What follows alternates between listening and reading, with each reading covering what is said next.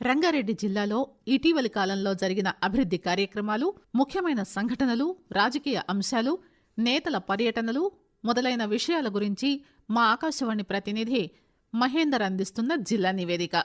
జిల్లాలో గ్రామీణ ప్రాంత మండలాల్లో ఎంపిక చేసిన 21 గ్రామాల్లో 15,531 మంది అన్నదాతలకు రైతు భరోసా పథకం కింద 20.25 కోట్ల రూపాయలు లబ్దిదారుల బ్యాంకు ఖాతాల్లో జమయ్యాయి. వ్యవసాయ పెట్టుబడి కోసం ఎకరానికి 6,000 రూపాయల చొప్పున ప్రభుత్వం అందజేసింది.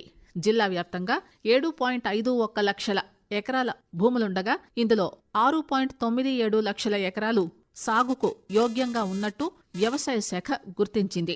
ఈ వ్యవసాయ భూములు ఉన్నటువంటి రైతులకే రైతు భరోసా దక్కనుంది. అలాగే భూమి లేని నిరుపేద కూలీలకు ఇందిరమ్మ ఆత్మీయ భరోసా పథకం కింద ఆర్థిక లబ్ధిని ప్రభుత్వం చేకూరుస్తోంది.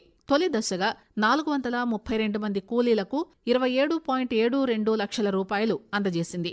మహేశ్వరం, కందుకూరు, ఇబ్రహీంపట్నం, యాచారం మండలాలను కలిపే ప్రత్యేక కార్పొరేషన్ ఏర్పాటుకు రాష్ట్ర ప్రభుత్వం సన్నాహాలు చేస్తున్నట్టు అధికార వర్గాలు వెల్లడించాయి. ముఖ్యమంత్రి రేవంత్ రెడ్డి 4th సిటీని ప్రతిష్టాత్మకంగా తీసుకుని పలు రకాలుగా అభివృద్ది చేస్తున్నారు.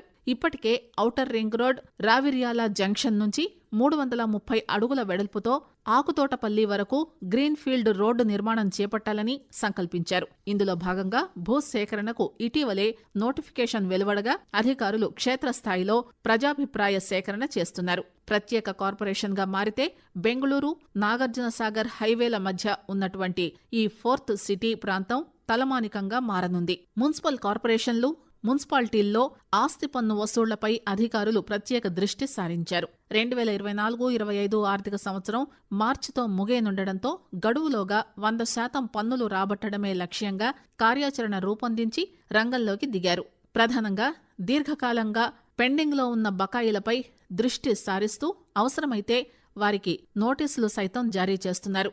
జిల్లాలో 14 మున్సిపాలిటీలు, 3 కార్పొరేషన్లు ఉండగా వీటి పరిధిలో సుమారు 155 కోట్ల రూపాయలకు పైగా ఆస్తి పన్ను వసూలు కావాల్సి ఉందని అధికార వర్గాలు వెల్లడిస్తున్నాయి. ఇందులో ఇప్పటివరకు 82 కోట్ల రూపాయలు మాత్రమే పన్నుదారులు చెల్లించారు. పెండింగ్లో ఉన్న 73 కోట్ల రూపాయలను రాబట్టడం కోసం అధికారులు క్షేత్రస్థాయిలో పర్యటిస్తున్నారు. హైదరాబాద్లో మెట్రో రైల్ 2వ దశ విస్తరణలో భాగంగా ఎల్బీనగర్ నుంచి హయత్ నగర్ వరకు నిర్మాణం చేపట్టనున్నారు. ఈ మార్గంలో మొత్తం 6 స్టేషన్లు ఏర్పాటు చేస్తున్నట్టు హైదరాబాద్ మెట్రో రైల్ లిమిటెడ్ సంస్థ రూట్ మ్యాప్ను ఎక్స్ వేదికగా వెల్లడించింది.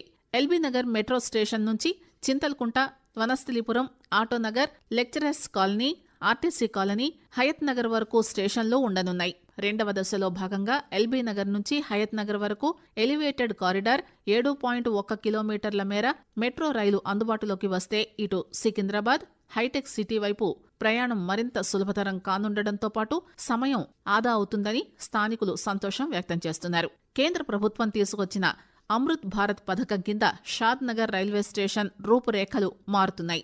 రైల్వే స్టేషన్ల ఆధునీకరణతో పాటు ప్రయాణికులకు స్టేషన్లలో అన్ని సదుపాయాలు కల్పించాలనేది అమృత్ భారత్ పథకం ఉద్దేశం.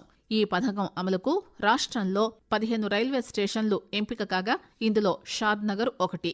ఈ స్టేషన్ ముఖ చిత్రం మార్చేందుకు 9.59 కోట్ల రూపాయలు మంజూరు చేయడంతో ఆధునీకరణ పనులు వేగవంతంగా సాగుతున్నాయి. జిల్లా పొటెన్షియల్ లింక్డ్ క్రెడిట్ ప్లాన్ ను నాబార్డు విడుదల చేసింది. జిల్లా బౌద్ధిక, ఆర్థిక సామర్థ్యాలకు అనుగుణంగా ప్రాధాన్యత రంగంలో 2025-26 ఆర్థిక సంవత్సరంలో 32 కోట్ల రూపాయలకు పైచిలుకు రుణంగా ఇవ్వాలని ప్రణాళికలో పొందుపరిచింది. వివిధ బ్యాంకుల ద్వారా ఈ రుణాలను నాబార్డ్ గ్రౌండింగ్ చేయిస్తుంది.